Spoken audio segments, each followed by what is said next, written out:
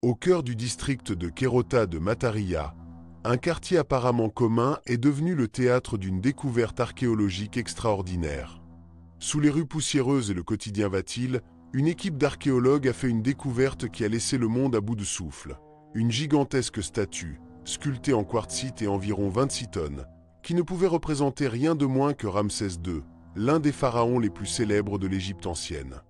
Cette sculpture n'est pas seulement un témoignage de l'art monumental égyptien, mais une fenêtre ouverte sur la figure d'un roi qui a profondément marqué l'histoire de sa civilisation.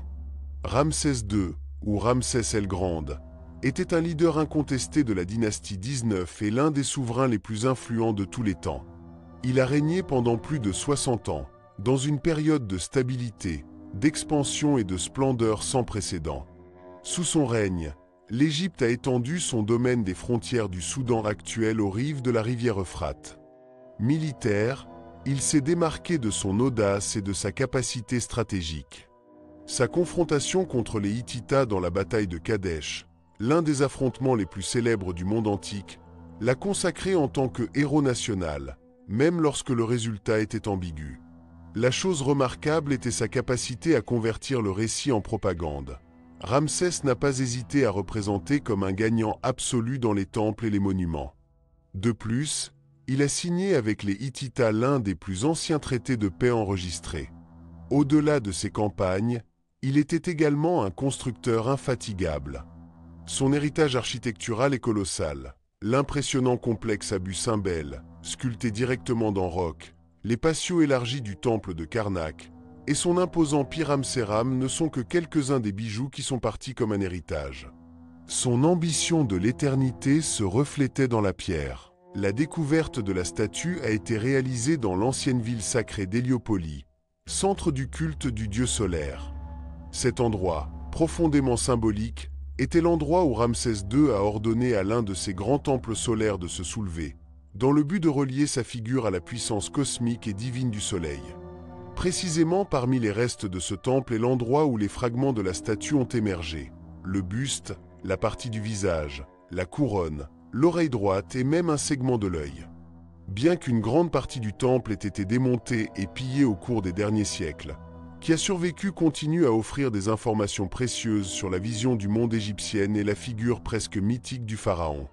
Pour l'égyptologue Salima Ikram, cette découverte est d'une ampleur extraordinaire, non seulement pour sa taille et sa conservation, mais pour sa valeur symbolique dans l'histoire religieuse et politique de l'Égypte ancienne. Les travaux de restauration se poursuivent, et s'il est confirmé sans aucun doute qu'il s'agit de Ramsès II, la statue sera exposée dans le Grand Musée égyptien du Caire, où il peut être envisagé par des visiteurs du monde entier. Cette pièce monumentale sauve non seulement de l'oubli de l'image d'un roi, mais réaffirme également que l'Égypte a encore beaucoup à révéler sous son sable millénaire. Le Sérapéum Saqqara est l'un des complexes les plus intrigants et énigmatiques de l'ancienne civilisation égyptienne. Situé dans la vaste nécropole Saqqara, ce complexe souterrain se distingue par ses impressionnantes chambres funéraires et sa construction énigmatique. Le Sérapéum est principalement connu pour ses chambres souterraines, qui abritent d'énormes sarcophagies en granit noir. Certains de ces sarcophagies pèsent jusqu'à 70 tonnes et ont des métiers et une précision exceptionnelle, ce qui a conduit beaucoup à remettre en question les techniques et les outils utilisés dans leur création. La précision avec laquelle ils ont été sculptés et placés sont toujours un mystère, car même la technologie moderne aurait du mal à reproduire de telles réalisations. Le but initial du Sérapéum a fait l'objet de débats entre les archéologues et les universitaires. On pense qu'il a été construit pour abriter les restes des symboles, les animaux vénérés dans la religion égyptienne. Ces taureaux étaient considérés comme des incarnations du dieu Ptah, et après leur mort, ils ont reçu des honneurs funéraires comparables à ceux des pharaons. Le Sérapéum a été sa dernière demeure, un lieu de repos éternel digne de sa divinité. Le complexe a été découvert au XIXe siècle par l'égyptologue Auguste Mariette, qui était fasciné par l'ampleur et l'état de conservation des caméras et des sarcophagies. Au fil des ans, les fouilles ont révélé un vaste réseau de tunnels et de caméras qui s'étendent sur des centaines de mètres sous terre, tous construits avec un niveau de sophistication qui continue de surprendre les experts. En plus de leur fonction funéraire, Certains théoriciens ont proposé que le Sérapéum aurait pu avoir d'autres objectifs, sur la base de sa conception et de la technologie avancée apparente qui suggère sa construction. Certaines théories plus spéculatives suggèrent que cela aurait pu faire partie d'un système de production ou de stockage d'énergie, bien que ces idées ne soient pas largement acceptées dans la communauté scientifique. Comment les anciens Égyptiens ont-ils créé ces structures avec un tel niveau de détail et de précision? Cette question a généré des débats continus sur ses origines. Ces boîtes ne sont pas de simples cercueils en pierre. Chacun est fait d'un seul bloc de granit, un matériau extrêmement difficile et difficile à travailler. Certains, avec leur couverture inclus, pèsent jusqu'à 70 tonnes, tandis que les blocs de granit d'origine de ceux qui ont été sculptés étaient probablement dépassés 200 tonnes. Le plus étonnant est la précision de son élaboration. Les coins sont parfaitement carrés et les surfaces si lisses qu'elles semblent rivaliser avec des machines modernes en termes de précision. Pour atteindre ce niveau de précision, en particulier les millénaires, soulève la question: les anciens Égyptiens avaient-ils une technologie plus avancée que nous ne l'imaginons? L'intérieur de ces boîtes est tout aussi impressionnant. Bien que leurs extérieurs soient déjà notables, la perfection à l'intérieur semble encore plus incroyable. Comment ont-ils violé ces énormes blocs de granit avec une telle précision, compte tenu des outils qui auraient à ce moment-là? Les outils en cuivre généralement attribués aux Égyptiens n'auraient pas été suffisants, et l'épaisseur uniforme des murs suggère l'utilisation de techniques de mesure sophistiquées, très avancées à leur temps. L'uniformité de ces boîtes n'a aucune comparaison avec d'autres appareils égyptiens, qui génèrent encore plus de questions. La vidée de ces blocs de granit aurait nécessité non seulement une énorme quantité de travail, mais aussi une connaissance avancée des techniques de coupe en pierre que nous ne comprenons toujours pas du tout. Les explications conventionnelles, qui se concentrent principalement sur les outils en cuivre, sont insuffisantes lorsqu'ils les comparent à la précision remarquable de ces structures. Alors, comment les Égyptiens ont-ils atteint un tel niveau de perfection? Certaines théories proposent que les constructeurs avaient accès à la technologie perdue, peut-être des outils avancés ou des machines que nous ne connaissons pas aujourd'hui. Les chercheurs ont spéculé sur l'utilisation d'exercices à grande vitesse, de montagnes avec des pointes de diamants ou d'autres équipements sophistiqués. L'idée de la technologie avancée dans l'Égypte ancienne est controversée, mais les preuves présentées par ces boîtes de granit continuent de nourrir le débat. À ce mystère s'ajoute la question de son objectif. Bien que l'on croyait traditionnellement qu'ils étaient sarcophages pour les taureaux à pays sacrés, leur élaboration extraordinaire pour les enterrements simples génère des doutes. Aurait-il pu avoir une fonction plus complexe, peut-être liée à la manipulation énergétique ou à un processus scientifique inconnu?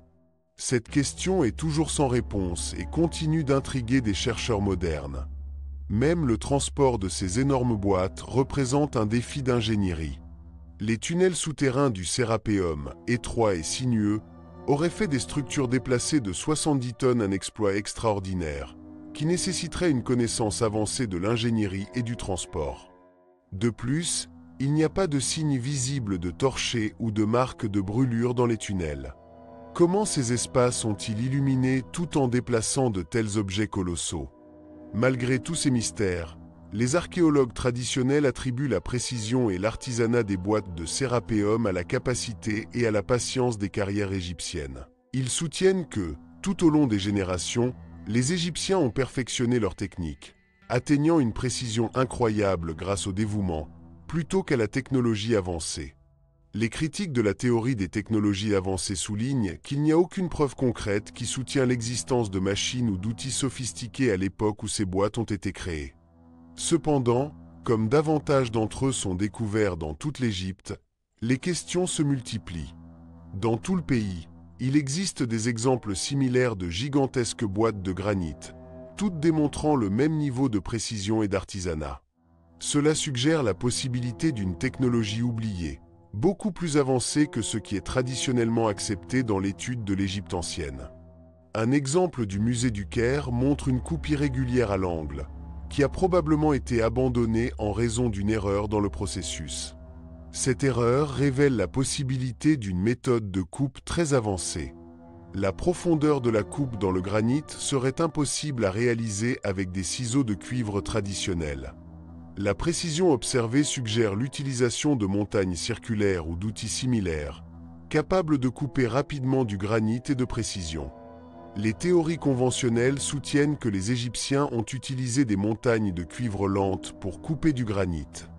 Cependant, les tentatives modernes de reproduire cette technique ont montré que la vitesse de coupe était extrêmement faible, de seulement 4 mm par heure. À ce rythme, il est peu probable que les artisans anciens n'auraient pas corrigé l'écart significatif observé dans l'erreur. La précision de la coupe suggère l'utilisation de machines avancées, bien au-delà de ce qui est généralement attribué aux anciens Égyptiens. Des marques de scie similaires ont été observées dans d'autres boîtes de granit, dont certaines sont également exposées au musée du Caire. Ces marques ressemblent à celles fabriquées par les montagnes modernes, mais semblent indiquer une vitesse de fonctionnement encore plus grande. Les montagnes actuelles pour couper le granit utilisent des feuilles enduites de diamants, une technologie considérée comme inaccessible pour les anciens Égyptiens. Cependant, les marques persistent, remettant en question notre compréhension des outils disponibles à ce moment-là. Un autre détail intrigant est les trous parfaitement ronds trouvés dans plusieurs artefacts de granit à travers l'Égypte. La profondeur et l'uniformité de ces trous suggèrent l'utilisation d'exercices avancés, peut-être avec des outils de pointe en diamant. L'un des exemples les plus impressionnants est le corps, c'est un cylindre de granit découvert près de la Grande Pyramide. La rainure en spirale continue de cette pièce ressemble à un disque de vinyle. Pour y parvenir, une machinerie moderne aurait besoin d'une rotation à grande vitesse et d'outils avec une pointe de diamant, des technologies qui ne sont pas associées à l'Égypte ancienne. Les rainures en spirale observées dans cet artefact suggèrent une force et une précision supérieures à celles des exercices électriques modernes, ce qui soulève la possibilité que les Égyptiens, ou peut-être une civilisation perdue, aient accès à une technologie maintenant oubliée. Tout au long de l'Égypte, les preuves de ces boîtes de granit continuent de contester les opinions conventionnelles. Ces artefacts auraient-ils pu être créés par une civilisation perdue avec une technologie de pointe? Ou négligeons-nous simplement une pièce clé du puzzle sur la façon dont les Égyptiens ont travaillé la pierre? La précision, l'artisanat et la technologie évidents dans ces objets suggèrent qu'ils ont été fabriqués avec des méthodes que nous ne comprenons toujours pas. Le temple d'Abydos, l'un des sites archéologiques les plus importants d'Égypte, abrite certains des hiéroglyphes les plus énigmatiques et débattus de l'ancienne civilisation égyptienne. Parmi ces hiéroglyphes, ceux trouvés dans le temple de Séti ont suscité un intérêt particulier en raison de leur représentation particulière. Dans un panneau hiéroglyphique du temple Séti, vous pouvez voir des chiffres que certains interprètent comme des représentations de véhicules modernes. Ces chiffres identifient des formes qui ressemblent à des hélicoptères, des sous-marins, des avions et d'autres véhicules futuristes. Cette iconographie inhabituelle a conduit certains chercheurs et théoriciens à spéculer sur la possibilité que les anciens Égyptiens aient accès à des connaissances avancées ou même à un contact avec des civilisations plus développées technologiquement. L'une des théories les plus populaires est que les hiéroglyphes représentent des preuves d'une technologie de pointe dans l'Antiquité, éventuellement transmise par une civilisation précédente inconnue ou par des visiteurs d'autres mondes. Cette interprétation a été alimentée par la fascination pour les mystères de l'Égypte ancienne et l'attractivité des théories du complot et des anciens astronautes. Cependant, la communauté universitaire a une vision plus prudente et sceptique. L'explication la plus acceptée est que les images sont le résultat d'une paléidolie, la tendance humaine à voir des formes reconnaissables dans des modèles aléatoires. Une autre explication plausible est que les hiéroglyphes sont le résultat d'un chevauchement des inscriptions en raison d'erreurs de restauration ou de réinterprétation au fil du temps. L'érosion et l'usure naturelle des inscriptions peuvent également avoir contribué à la création de ces formes particulières. Indépendamment des interprétations, les hiéroglyphes du temple d'Abydos restent un témoignage fascinant de l'art et de l'écriture égyptien. Abydos était un centre religieux important et l'un des lieux funéraires les plus vénérés dans l'Égypte ancienne, associé au dieu Osiris. Le temple Séti, avec ses reliefs élaborés et ses hiéroglyphes, reflète la capacité et la sophistication des artistes et scribes égyptiens. Les hiéroglyphes du temple Abydos continuent d'être une question de débat intense et de spéculation. Alors que certaines théories suggèrent l'existence de connaissances technologiques avancées, l'explication la plus probable réside dans une combinaison de facteurs artistiques, historiques et naturels. Ces hiéroglyphes nous invitent à continuer à explorer et à remettre en question ce que nous savons de l'une des civilisations les plus énigmatiques de l'histoire, en gardant la fascination pour les mystères de l'Égypte ancienne. Trouvé dans les anciens cimetières de Saqqara, l'album de schiste est une découverte notable pour ses métiers et dimensions exceptionnelles. Avec un diamètre d'environ 2 à 2 pieds et demi, sa conception complexe a des modèles circulaires concentriques qui ont intrigué des chercheurs. Cela a conduit à spéculer que cela aurait pu faire partie d'une ancienne technologie perdue ou d'un appareil mécanique avancé. Bien que certains suggèrent qu'il aurait pu être utilisé pour diriger l'eau, la disposition de ses 3 lobes ne semble pas soutenir cette théorie. Au lieu de cela, sa structure suggère qu'elle aurait pu faire partie d'un mécanisme rotatif autour d'un axe central. L'artisanat de l'album est vraiment exceptionnel, avec des lames minces ou des pétales qui s'étendent du centre, chacune parfaitement formée et disposée symétriquement. De plus, les curieuses marques de Burns trouvées dans l'album n'ont pas encore été complètement expliquées, ce qui approfondit le mystère entourant l'artefact. Certains spéculent que l'album était peut-être un dispositif de mesure du temps, un instrument astronomique ou une machine avec un objectif encore inconnu. Sa connexion possible avec une technologie de pointe est renforcée par la présence de 3 pièces supplémentaires qui ressemblent à des pièces de vitesse. Les comparaisons avec des artefacts d'autres civilisations anciennes, tels que le mécanisme Anticythea, soutiennent la possibilité d'une connaissance avancée de l'ingénierie mécanique parmi les cultures anciennes. Cette similitude suggère l'existence d'une tradition perdue de technologie avancée, soulevant des questions sur les véritables capacités des civilisations anciennes. L'Osiraion est une ancienne structure impressionnante située à Abydos, à environ 350 km au sud de la Grande Pyramide Giza. Sa construction continue de fasciner et de déconcerter les historiens et les archéologues en raison de son architecture sophistiquée et de ses caractéristiques uniques. Certains spéculent qu'il pourrait s'agir d'une civilisation beaucoup plus âgée et plus âgée, avec des technologies qui dépassent ceux traditionnellement attribués aux Égyptiens de l'ère pharaonique. L'un des mystères les plus importants d'Osiraion est sa conception architecturale particulière. Contrairement aux conceptions rectangulaires typiques de la plupart des temples égyptiens anciens, Osiraion présente une forme, elle, complexe. Cet écart par rapport à la norme soulève des questions sur les raisons et les objectifs derrière sa construction. L'ampleur de l'Osiraion est vraiment incroyable. Des blocs de granit rose massif, certains de 100 tonnes, forment le noyau de la structure. Ces énormes pierres ont été extraites d'Azan, à environ 200 km. Le défi logistique de transporter ces blocs gigantesques vers un emplacement dans le désert, loin du Nil, est extraordinaire.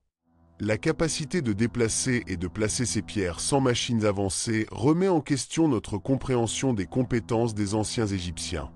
L'architecture Osiraion ajoute un autre niveau de mystère. Le site a un système de toit à double couloir complexe et autour d'une douzaine de caméras, montrant un niveau de sophistication architecturale qui semble aller au-delà de ce qu'une civilisation avec des outils primitifs aurait pu atteindre. La conception complexe, qui comprend des coins entrelacés et le placement précis des blocs de masse, suggère une connaissance d'ingénierie avancée non communément associée à l'Égypte ancienne. De plus, l'utilisation du granit, un matériau beaucoup plus difficile à travailler que le calcaire, indique une capacité technologique que les enregistrements historiques n'attribuent pas aux anciens Égyptiens. En augmentant le mystère, l'Osiraion ne contient pas de hiéroglyphes ou d'artefacts égyptiens, quelque chose d'inhabituel dans les structures égyptiennes anciennes. Cette absence de décoration laisse les chercheurs à se poser des questions sur le véritable objectif et l'origine de ce site énigmatique. Osiraion reste une énigme profonde qui invite la spéculation et le débat sur les capacités cachées du monde antique. Il n'y a rien pour le connecter directement aux Égyptiens de l'ère pharaonique. Tout au long de l'histoire de l'Égypte, Les temples et les monuments ont été souvent renouvelés avec de nouvelles œuvres d'art et des hiéroglyphes ajoutés dans chaque renouvellement. Cependant, Osiraion manque de tels ajouts, ce qui en fait une anomalie unique. Sa conception underground est particulièrement inhabituelle pour l'architecture des temples égyptiens. Certains experts suggèrent que Osiraion pourrait être beaucoup plus ancien que les structures environnantes, peut-être avant les couches de sable et de sol accumulées pendant des milliers d'années. Ajoutant plus d'intrigue, des modèles d'érosion de l'eau ont été trouvés dans l'enceinte calcaire qui entoure le site. Certains chercheurs soutiennent que ces modèles ne pouvaient être formés que si la structure était construite avant la fin de la dernière période glaciaire, lorsque le temps était beaucoup plus humide. Cette hypothèse suggère que l'Osiraion pourrait être un vestige d'une époque avant les pharaons, faisant allusion à la possibilité d'une civilisation avancée qui existait dans l'Égypte ancienne. L'idée que Osiraion pourrait précéder d'autres monuments égyptiens anciens par millénia ajoute une couche mystère fascinante à ce site énigmatique, remet en question notre compréhension de l'histoire et nous invite à reconsidérer ce que nous savons sur les origines de la civilisation en Égypte. L'un des aspects les plus intéressants de l'Osiraion est sa nature souterraine et la présence constante de l'eau. En utilisant la technologie sismique moderne, les chercheurs ont découvert que la structure s'étend à au moins 15 mètres en dessous du niveau actuel du sol. Cela suggère que ce que nous voyons aujourd'hui n'est que la partie supérieure d'une construction beaucoup plus grande. Des tests sismiques ont également révélé la présence de caméras creux en profondeur, faisant allusion aux secrets cachés qui s'attendent à être découverts. La possibilité de ce qui se trouve dans ces caméras souterraines est passionnante. Cependant, les archéologues sont limités par l'eau qui remplit constamment ces profondeurs, ce qui rend son drain impossible. L'Osiraion présente un système hydraulique complexe avec un réseau de canaux, des étangs et éventuellement en attente conçus pour contrôler et gérer le débit d'eau à l'intérieur du complexe. La précision de cette conception démontre une compréhension avancée de l'ingénierie hydraulique, y compris la dynamique du débit d'eau et de la gestion de la pression. En 1898, les archéologues ont découvert ce qu'ils ont appelé la tombe de Péadimène à Saqqara, en Égypte. À l'intérieur de la tombe, ils ont trouvé une maman entourée de leurs effets terrestres, soigneusement disposée à une table voisine pour l'accompagner dans l'au-delà. Parmi l'ensemble habituel de céramique, d'outils et d'autres objets funéraires, ils ont trouvé quelque chose d'inhabituel, un petit modèle d'oiseau. Lorsqu'ils ont catalogué cet objet, il a attiré l'attention des archéologues en raison de leur symétrie presque parfaite. Les ailes d'oiseau mesuraient un peu plus de 17 cm et leur poids n'était que de 39 grammes. Fait intéressant, le modèle n'avait pas de pieds et ses ailes étaient liées à une fente au sommet du corps, s'étendant vers l'extérieur comme s'il était en vol, au lieu de plier vers l'arrière comme dans les modèles typiques des oiseaux égyptiens. Lorsque vous l'étudiez attentivement, ils ont remarqué que l'oiseau Saqqara avait des ailes aérodynamiques et sans décoration, à l'exception d'un œil peint sur l'un de ses côtés. Le plus frappant était sa queue, tournée à 90 degrés, similaire à un stabilisateur vertical moderne. À première vue, cela semblait être un modèle d'avion, ce qui était surprenant, car les avions n'avaient pas encore été inventés en 1898, lorsqu'il a été découvert. Initialement, les archéologues ont pensé que c'était une représentation spirituelle et l'ont stocké dans une vitrine pendant 70 ans. Cependant, en 1969, le docteur Khalil Messia, professeur d'anatomie et membre de plusieurs clubs aéronautiques, l'a identifié comme un ancien planificateur miniature. Ces théories, bien qu'elles ne soient pas étayées par des preuves solides, ont suggéré que les anciens Égyptiens auraient pu développer des connaissances avancées sur l'aérodynamique. Messia a émis l'hypothèse que le manque de peinture dans l'oiseau était dû à la nécessité de réduire son poids et a proposé que sa queue verticale agisse comme un casque. Bien que son hypothèse sur l'absence d'un stabilisateur horizontal manquait de preuves, il a hardiment dit que l'oiseau représentait un avion de taille réelle. Cette découverte fait toujours l'objet de débats, ce qui remet en question nos idées sur la technologie dans le monde antique.